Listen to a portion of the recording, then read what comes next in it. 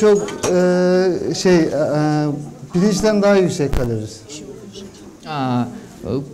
Күрүчтөн дагы жакшыраак. Күрүчтөн дагы пайдалуураак булгур. Күрүчтөн daha faydalı. Жакшы. Пловду эмнеден баштайбыз? Пловдан maydı кошобуз. Maydı koşarız. Кичине эле, анча көп эмес. Yani 15-20 gram civarında. Eğer isteyen olursa, yağlı isteyen olursa daha fazla koyabilir ama Көбүрөөк. Эгерде майлуу тамакты жакшы көрсөңөр, анда көбүрөөк кошкула дейт. Эгерде мындайраак диетический болсоң десеңиздер, анда азыраак. Мындай эле кичине эле. Кичине. Түбүн жапкандай эле. Bu da yine жарымысын. Aynı şekilde yarım baş soğan. Анда кийин büyük küçük olursa küçük bir soğanla da olsa hemen yapar yani.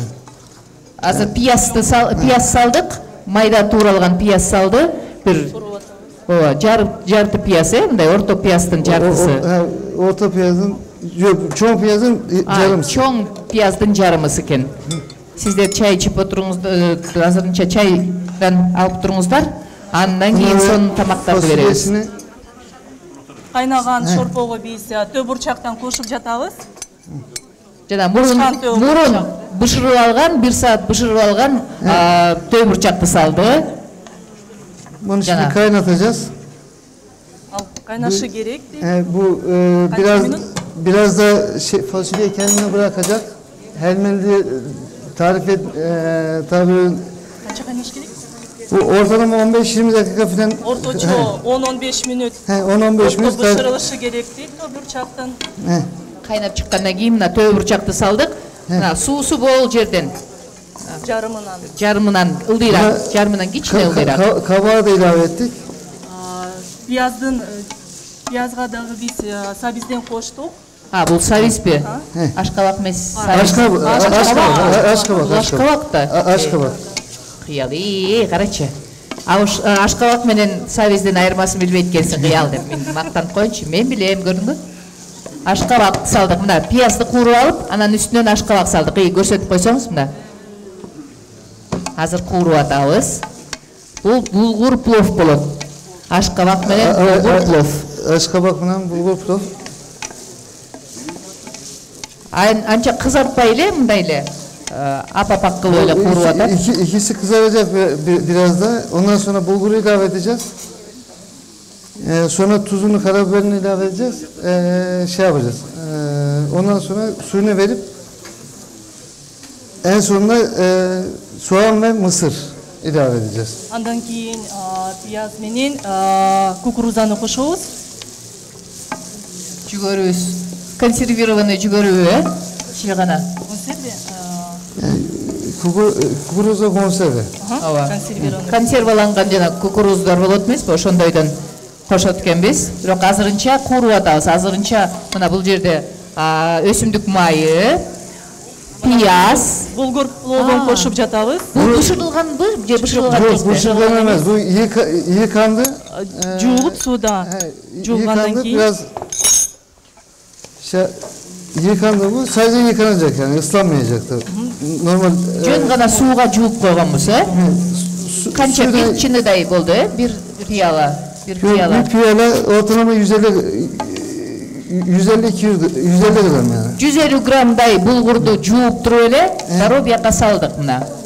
Жуулган булгурду жанагы пияз, ашкабактын үстүнө салдык, жана кууруп атат ошол жерде. Мына мынтип көрсөтүп койсоңуз. Дагы бир 2-3 мүнөт кууруп туруп, анан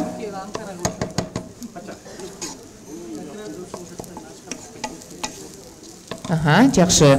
Bunu da unutmayalım. Arada karıştırmamız gerekiyor. Kaynap жаткан шорпону да унутпайлы. Кээде аралаштырып. Биякта сорпобуз даярданып атат. Булгур плов дагы куурулуп атат. Андан кийин эле эмне кылабыз эми? Туздайбыз, албетте туздан кошобуз. Туздан кошуп. Кичине де мурчтан кошобуз. 1 чайдык кашыгынан кичине кашык Мурч кошулду дагы үстүнө. кара мурчтан Кара мурч. Так, жакшы. Бул жакта дагы Bulgur 100 gram ortalama 150 gram. 125 grama yakın su koymamız gerekiyor. Bulgurumuz 100 gram bolsa, anda koyacağım. 120 gramдай суу кошушубуз керек дейт. кайнатылган сууну ошо булгурдун үстүнө кошуп атат. 100 gram bulgurga 150 gramдай суу, 150 gram su. 150 миллилитр суу болуп калды. 100 gram булгурга. Ооба, ошондо эки эсе биз жанагы пловко деле бир чыны плов күрүч алсак эки чыны суу куят эмеспизби? Bu şimdi suyunu çekecek, normal pilav haline gelecek. Плов сыяктуу эле бул Кыргызча сууну тартышы керек окшоштуруп дейт. атам да. Сууну тартышы керек дейт. Плов кадимкидей пловской. Şunu alsın. Жакшы. Şimdi bu burada şey yaparken kabak tatlısı. Азыр ашкабактан таттуу жасайбыз. Evet. Жок, бул десерт Bu жасайт. deser. Десерт. Мына ашкабакта Şimdi- мурунтан эле баардыгын Bu şekilde туурап bu şekilde soyuyoruz.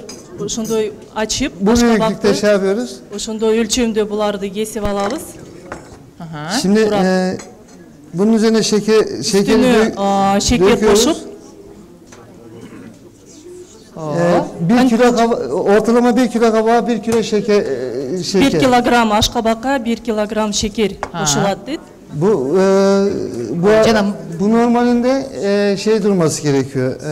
Ortalama 2 saat falan şekerin içinde kalıp kendi suyunu bırakması gerekiyor. Şekerдин içinde 1 saatтай turup çiresini çıkarışı gerek deyт. 2 saat durup şekerle beraber şey 1 saat mi 2 saat mi? 2 saat. 2 saat. 2 saat durup bu şeker suyunu iyi gelen alacak, ondan sonra Şekerden az şiresi bir şey çıkıp su ilave edip, çok az bir şey su ilave edip анан ocağın üzerine içine koyacağız. su koşup otko koyuyoruz. Şimdi 2 saatlik zamanımız olmadığı için biz Burundan yine dayak koygan, şey yapacağız. 2 saatlik убактыбыз болгондугубуз үчүн азыр сууну кошуп сизге көрсөтөмүн дейт. Şu şekilde. жанагы абрикостон варенье жасагандай эле экен да. Мурунтан туурап алабыз, шекер салабыз 1 килограммга 1 килограмм кылып.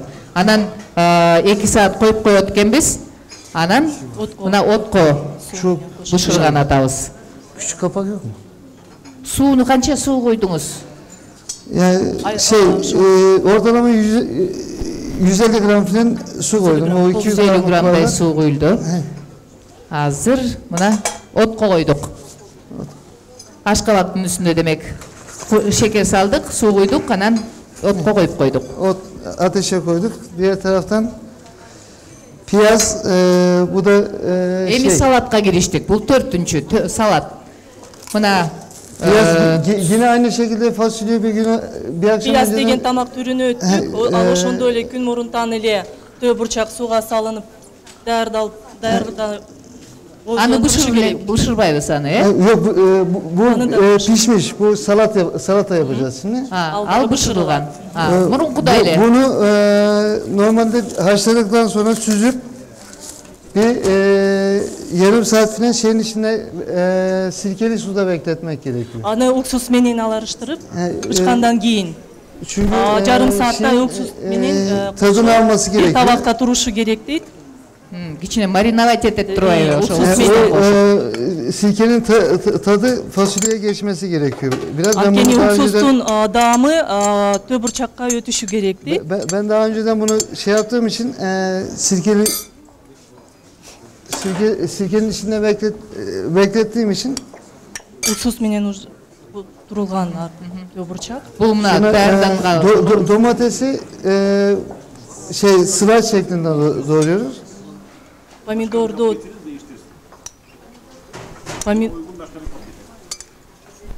Помидорду турап, ошол төө бурчактын үстүнө кошобуз.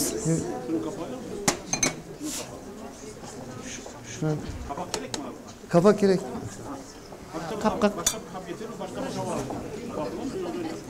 Biber. Андан кийин ошол эле жашыл перецтен кошобуз.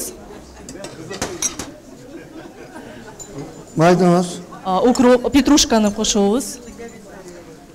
Салатты байкап атасыздар, Төө бурчак салдык, андан кийин помидор, андан кийин болгарский перец, жана петрушка салынды. Sonra burada zeytinyağımız var. Зейтин майынан кошобуз, оливковый масло. Оливковый. Оливковый masa. Ortalama yine 20 gram civarında. 20 грамдай Şunu майдан kısın. кошуп, оливковый майдан. Sonra kabak. Жана лимондон сыгып койдуңуз, жарым лимондон. Yarım da limon. Жарым лимон эле жетеби? Cedet. Жарым лимон. Biraz Туз кошобуз. İçine kaşık. arzuya göre eğer isteyen olursa pul biber de Ошон кааласаңыз мурчтан да кошсоңуз болот дейт. bu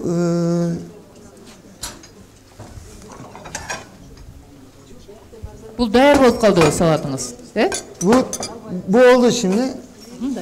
Bunları şey Салат даяр. tahta Даяр болуп калыптыр салат. He. Мына оп оңой. Төө бурчакты күн мурунтан сууга салып көптүрүп коебуз. Андан кийин 1 сааттай бышырабыз. Анан болсо уксус кошулган сууга салып коебуз. Аны бир жарым сааттай. Андан кийин мына дапдаяр. Төө бурчактын үстүнө помидор салдык. Андан кийин болгарский перец, петрушка жана лимон менен жарым лимондун согун ширесин üstüne жакшылап бир сыгып эми аралаштырдык. süsleme için haşlanmış yumurta. Мурунтан бычырылган жумурткаларды Ооба да муну биз жумурткалар менен сервистеп койсок болот дейт. Жагат 5 деп коелукчу. Жакса кол чаап коюңуздарчы Эрол мырзага, жагыктан бери байкуш. File zeytin. File zeytinleri bu şekilde. Оливкалардан дагы үстүнөн сервистеп койсок болот экен. Оливка ооба кошуп коюш керек. Жашылынан деле кошсо болот да, жашыл Yeşilinden же жашылынан карасы жакшыбы? karası yeşili buna olmuyor pek. Антпей деле жей бермекпизби sen? Мына кооздоп, мына Эрол мырза баракелде 5 мүнөткө жетип жетпей эле даяр болду салат. Анан ооба. Ооба. Ушундай. Бизге тест жасалган тамактар жагат да, тест жасалган. Булгур пловубузду аралаштырып оттон алабыз. Оттун үстүнөн Булгур канча убакытта бышат? Бат эле бышат экен, Bir şey hazır bir 10 minutta dinlensin. Динде. Dinlenecek. Азыр үстүнө көк пиястан майда тууралган көк пиясты кошуп койду. Баарын аралаштырып туруп. Мына. Ооба. Мөле шилекей куюлуп кетти. Эрол мырза батыраак дайыр. Жак дагы демделсин дейт. Кадимки эле биз плов жасагандай эле демделсин дейт. Kapatırsın. Кичинекей кылып отту азайтып туруп анан демдеп коебуз. Бир 10 мүнөткө дедиңизби?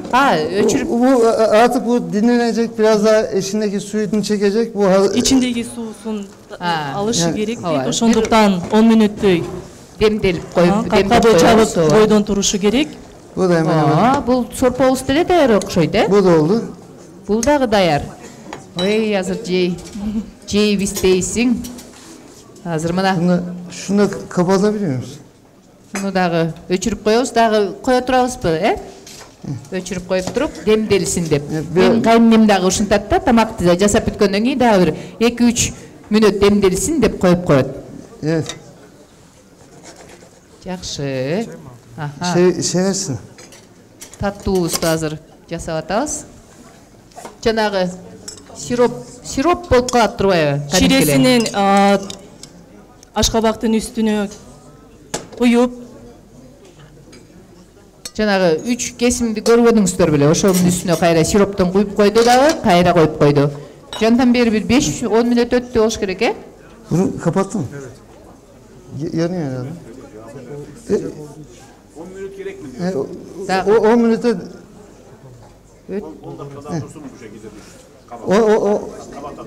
Kabak tatlısı bu bir yarım saati falan alır. O uzun sürdüğü için ben sadece onu şeyini göstereyim.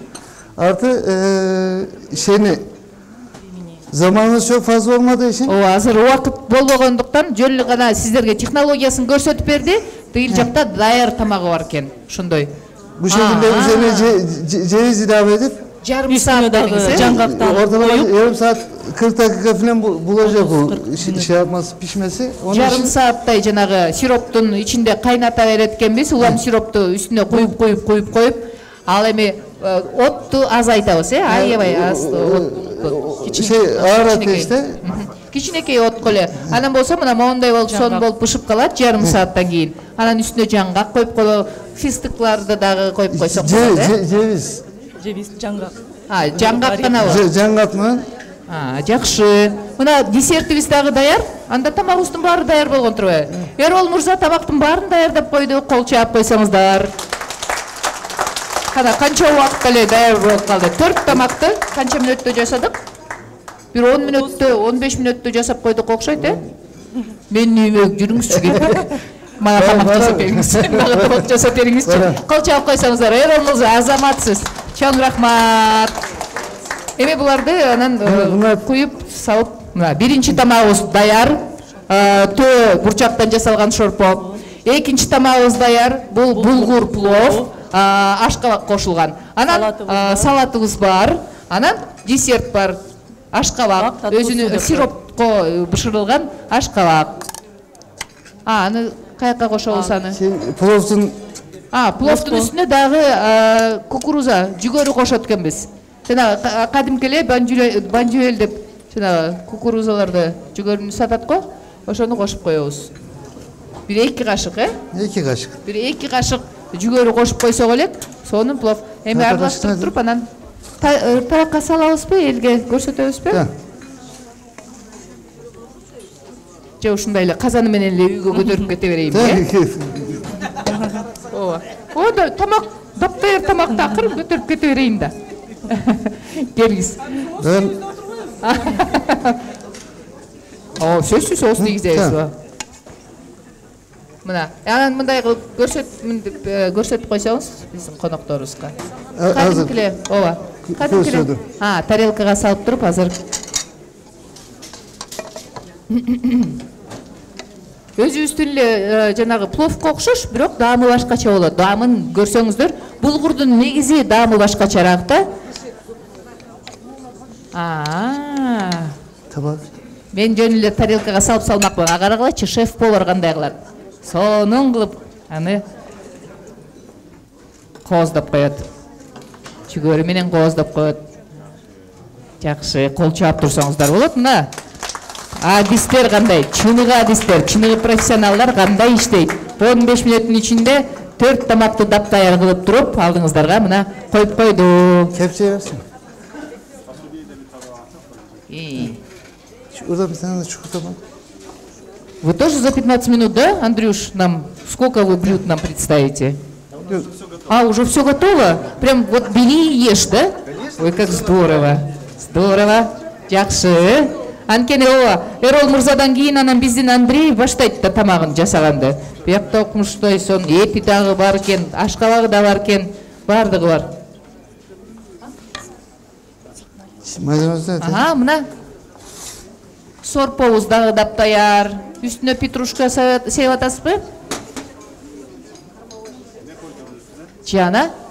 Maydanoz. Петрушкадан. Сорпонун үстүнө петрушкадан кошту. Жакшы. Азыр мындай кылат экен. Азыр биякта кыздарыбыз ар бириңиздерге тарелкага салып берет, ошол тамактын түрлөрүнөн. Анан жейбиз экен. Жакшы. Кана Эрол мырзага кол чаап туруңуздар. Ар бир адиске, ар бир жасаган жакшы жумуштарга кол чаап туруш керек. Ыраазычылыгыбызды билдиребиз. Тешекирлер. Чоң рахмат сизге. Afiyet olsun. Афиет болсун. Тамагыбыз таттуу болсун дейт. Кана кыздар болгула тезирээк. Шилекейибиз куюлуп атат. Бергиле конокторго ошондон ооз тийиңиздер. Ушун менен болдук, Эрол мырза. Жакшы тамактарды жасап жүрө бериңиз, аман болуңуз. Көп жакшылыктарда жолугушалы деп дагы бир жолу Эрол мырзага чоң рахматыбызды айтып коелу. Колчак. Тешеккирлер. Чоң рахмат сизге. Сизге чоң рахмат. Андрей мырзага берелиби сөздү? Ну что, дорогой Андрей, давайте теперь мы приступаем. Это вот шеф-повар Арестоклуба Тюбетейка. Что вы нам будете готовить? Первым мы приготовим салат. Салат у нас, конечно, будет, естественно, с тыквой. Также там будет присутствовать брокколи, фетакса. На второй у нас будет рубленые медальончики с тыквенной корочкой. Также у нас будет тыквенный чизкейк сегодня представлен. Вот мой помощник Ильяр будет готовить тыквенный чизкейк, а я буду готовить салат и второе блюдо. Отлично. У нас, значит, 3 блюда будет, да? У нас будет салат с тыквой, у нас будут медальоны с тыквенной корочкой, и у нас будет десерт, да? Угу. Спасибо большое. Ну что, приступайте, Андрей, пожалуйста. Можно подбодрить Андрея громкими аплодисментами.